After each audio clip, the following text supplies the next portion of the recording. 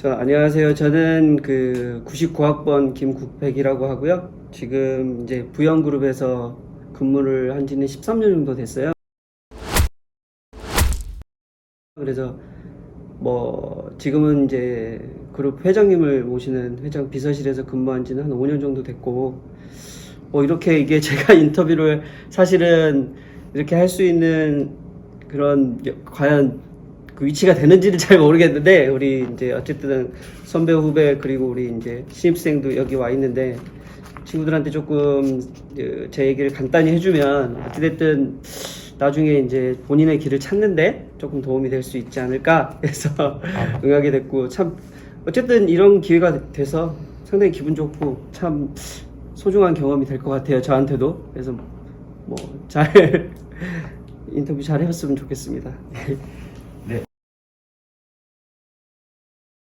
조금 의아할 수도 있어요. 그러니까 도시공학과를 나왔다고 하면 본인들도 생각을 해보겠지만, 과연 이게 왜 여기서 이 비서라든지 아니면 그런 업무를 하게 된 걸까라고 의아할 수 있는데, 사실은 제가 2007년도에 처음 입사할 때는 원래는 사업개발부로 입사를 했어요. 그래서 이제 우리 사업지 관리하고 우리 도시개발 사업이라든지 그런 부분에 대해서 이제 업무 처리를 하는 부서로 입사를 했는데, 한 2년쯤 있다가 저희가 해외 사업을 조금 해요. 그래서 이제 저기 인도 차이나 반도에 이제 캄보디아나 라오스나 베트남에 사업을 진출해 있는데, 그쪽 사업을 관리하는 부서로 제가 발령이 났어요. 그래서 해외 사업부에서 한 5년 정도 근무하다가, 그러다 보니까 아무래도 이렇게 그룹의 최고 정점인 회장님을 대면할 기회도 생기고 해외 사업을 하다 보니까 그런저런 기회가 생기다 보니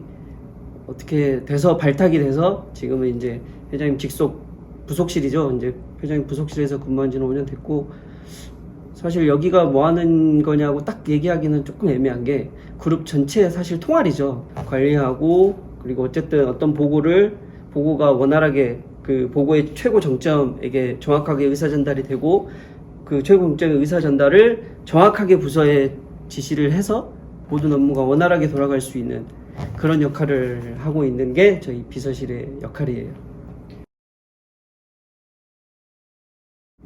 통상 이제 저희 도시공학이라든지 도시계획과를 나오면 보통 이제 설계사무소도 많이 가고 이런저런 방향을 설정을 하는데, 저 같은 경우는 건설회사에서 이제 개발 사업을 한번 해보고 싶었어요. 그러니까 나중에 수업을 들으시겠지만 도시개발론이라든지 도시개발 실습, 도시계획론, 여러 가지 등등이 있잖아요. 그 중에서 이제 아파트 재개발도 있고, 아니면 자연녹지라든지 공업지역을 준공업지역을 도시개발 사업을 해서 아파트라든지 아니면 여러 가지 사업을 진행할 수 있잖아요. 그 업무를 해보고 싶었어요. 그러니까 도시계획 자체의 그런 순수하게 설계라든지 그런 업무도 해보고 싶었지만, 처음부터 저는 약간 포커스를 건설회사의 주택사업이라든지 아니면 아까 말한 도시개발 사업을 조금 이렇게 진행을 해서 하고 싶은 생각이 있어서 계속 그렇게 쪽으로 준비를 했었고, 그리고 부가적으로는 이제 건설회사들은 되게 많이 그 사업지를 확보를 해놔요, 미리. 그러면 그 사업지를 확보를 할 때 일정 부분 이 사업이 언제 시작을 해서 언제쯤 도시개발 사업을 진행을 할 수 있고 실제 착공을 해서 분양을 할 수 있는지, 이런 전반적인 계획을 짜야 되거든요. 그러면 그런 계획을 같이 짜는 역할이 이제 사업개발부로 지금 편입이 돼 있고, 보통의 회사들이 이제 수주 영업도 하는데 저희 회사는 수주 영업은 잘 안 해요. 그러니까 수주를 안 하기 때문에 오롯이 자체 개발 사업만 하기 때문에 다른 회사하고 조금 차이는 있죠. 그러니까 다른 회사는 이제 수주 영업부가 따로 있고요, 별도로. 그런 업무도 사실은 저희의 영역 중에 하나일 수 있어요. 저는 개인적으로 대학원을 공부를 조금 해보고 싶은 욕심이 있어요. 그러니까 결국은 대학생 때 배운 게 예를 들어 10이다, 10 정도를 배웠다. 그러면 사회를 나오면 대충 10에서 한 10을 보태서 한 20이 될 수 있어요. 그러면 대학원에서 조금 더 그 깊이 있는 공부를 하면 본인이 지금 갖고 있는 그런 이제 학습했던, 사회에서 학습했던 거랑 충분히 그게 더 믹스가 되면 20이 40이 되기가 되게 쉬워요. 근데 지금 이제 우리 학과에서 배우는 거는 아무래도 이제 아주 그 사회에 진출할 수 있는 사실 고선을 아주 베이스를 깔아주는 역할이지 않습니까? 근데 그거에 의해서 사실은 좀 더 심층적인 공부를 해볼 수 있을 것 같고, 제가 만약에 예전에 대학생으로 간다. 근데 이제 여러 가지 여건이 된다. 그러면 한번 공부를 조금 더 해보지 않았을까? 왜냐면 공부라는 게 하다 보면 더 재미가 있고 더 사람 깊이 있어지잖아요. 그래서 만약에 본인이 정말 이런 꿈이라든지 아니면 공부에 대한 열정이 있다고 치면 한 번쯤 도전해볼 만한 가치가 있는 일인 것 같아요. 근데 사회생활을 조금 하다 보면 다시 그 생각이 조금 더 강해져요. 아, 내가 공부를 조금 더 심도 깊게 해보고 싶다. 그러니까 꼭 같은 학과가 아니더라도 다른 학과의 공부를 조금, 다른 종류의 그 대학원 과정일지라도 공부는 조금 더 한 번 더 해보고 싶은 욕심이 있어요, 사실은. 다 그런 생각을 하는 것 같아요.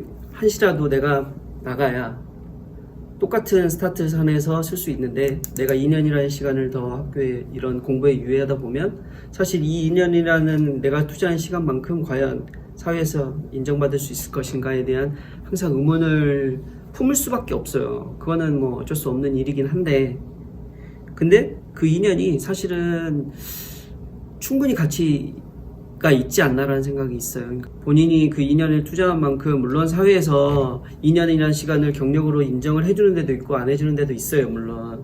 근데 깊이는 달라요, 확실히.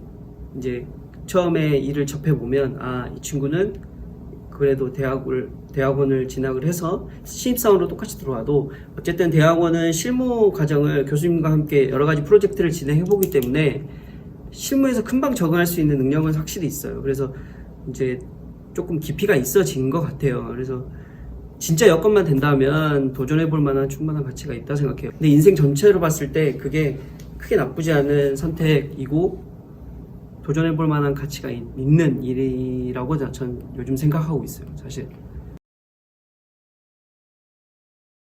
생각하기 나름인데, 건설회사에서 도시계획이라든지 도시공학을 전공한 사람들이 충분히 본인의 역량을 펼칠 수 있는 부분이 많은 게, 예를 들어 뭐 영업 파트, 아니면 이제 아까 말한 사업개발부, 그리고 해외 사업을 많이 하기 때문에 해외 사업 파트에서도 충분히 필요하고, 오히려 법규라든지 기획 업무라든지 이런 게 다 가능해요. 저희 그 과에서 배운 일들이 목표를 일단 설정을 하면 그거에 맞는 방식의 공부를 해주는 건 사실 필요해요. 근데 이쪽 건설회사에서 가장 요구하는 거는 일단 기본적으로 글로벌 사회이기 때문에 영어는 기본적으로 해야 돼요. 그러니까 영어 말을 스피킹을 뭐 잘하고 이게 아니고 기본적으로 읽고 이해하고 이거를 글로 어느 정도 쓸 수 있는 능력, 그리고 어느 정도 의사를 서로 주고받을 정도의 능력만 있으면 된다고 생각해요. 그러니까 되게 토익을 사실 고득점을 받는다? 물론 그거에 포커스를 맞춰서 공부하는 건 어쩔 수 없어요. 그러니까 그거는 하나의 과정이기 때문에 그걸 공부를 빨리 해놓으시는 게 좋고, 그리고 난 다음에 이제 계속 실무에서는 결론은 학과에서 보면 나중에 배울 거예요. 도시개발론, 뭐 도시계획 실습 뭐 이런 거 있거든요. 거기 할 때 공부를 많이 해놓으시는 게 법이라든지 절차, 그런 거에 대해서 공부를 좀 많이 해놓으시면 되게 도움이 많이 돼요. 그리고 그 도시계획 기사는 그 본인이 도시계획 계속 그거를 하든 안 하든 간에 상관없이 일단 무조건 취득을 하는 게 좋아요. 그거 공부하면 실무에서 많이 도움이 돼요. 그리고 진짜로 그 건설회사를 오고 싶다, 아니면 아까 말한 그 프로젝트 파이낸싱 PF를 일으키는 어떤 신탁회사, 뭐 개발회사에 들어가고 싶은 친구들은 웬만하면 공인중개사 자격을 도전을 해보세요. 거기가 상당히 실무에 엄청나게 도움이 돼요.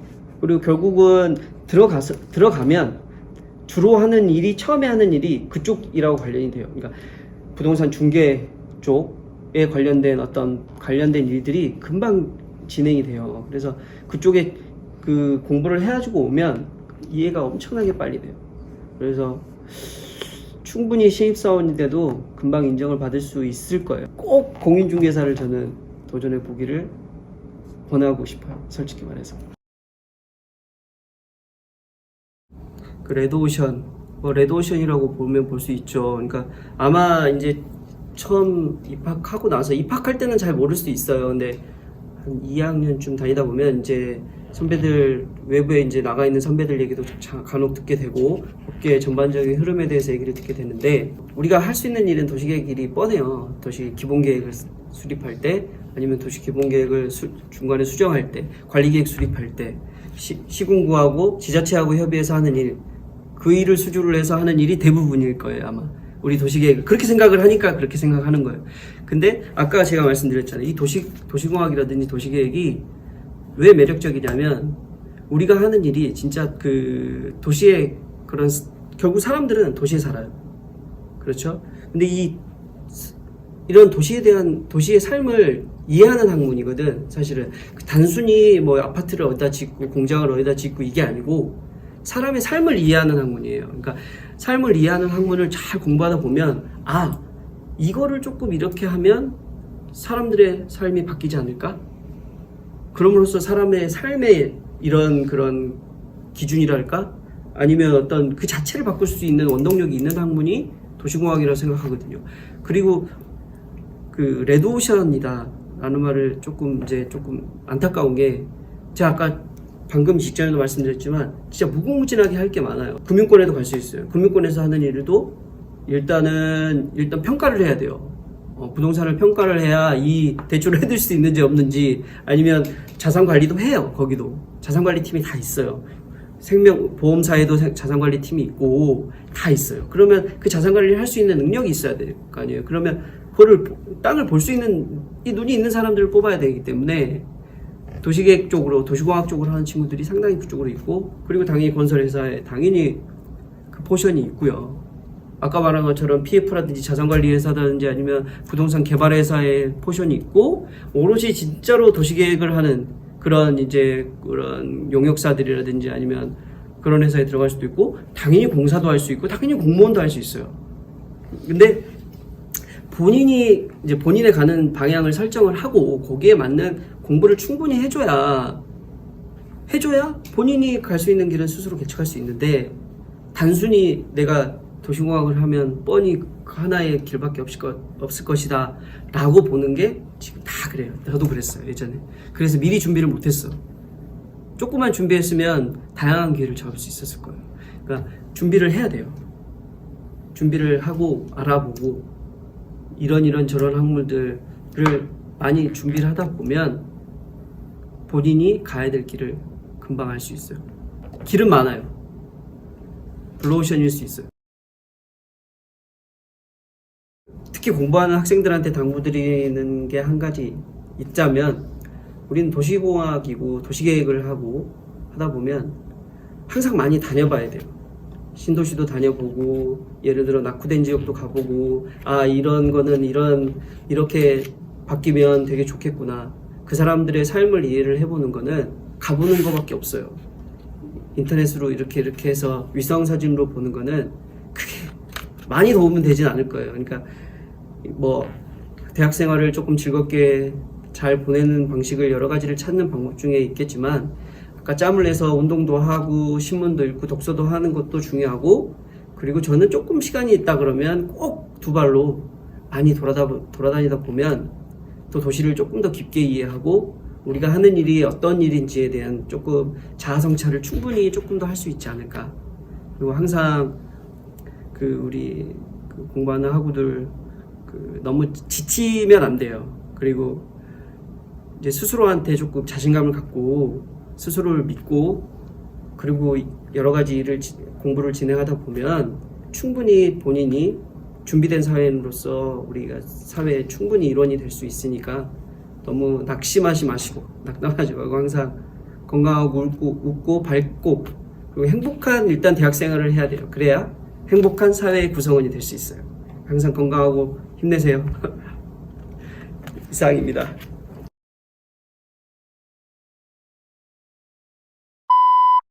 어디 볼까요? 자, 질문이 이거네요. 수업하다가 불타오르는 청춘 때문에 친구들과 갑자기 어디론가 떠나는 게 로망인데 해도 괜찮을까요? 교수님께서 이해해 주시겠죠? 청춘이니까. 수업하다가는 아마 힘들 거예요. 수업 끝나고 가도 충분할 것 같은데. 왜냐면 아니, 수업이 뭐 밤 늦게까지 하는 것도 아니고 5시면 끝나잖아요. 근데 그거는 되겠지. 예를 들어 그 다음날 수업에 뭐 양해 정도는 구할 수 있겠죠. 진짜로 저는 괜찮다고 봐요. 저도 이렇게 하고 싶었어요. 근데 못했어요. 다만 못했어요. 그때 상황이 그래서 못했는데 한 번쯤은 이런 경험 되게 좋지 않나요? 갑자기 야 우리 바다 보러 가자 가는 거지 뭐. 대학생이니까 한 번쯤은 괜찮다고 봐요. 근데 너무 자주는 아닌 것 같아요. 너무 자주는 안 된다. 청춘은 한순간이라 그거만 딱 한 번 정도는 괜찮을 것 같다.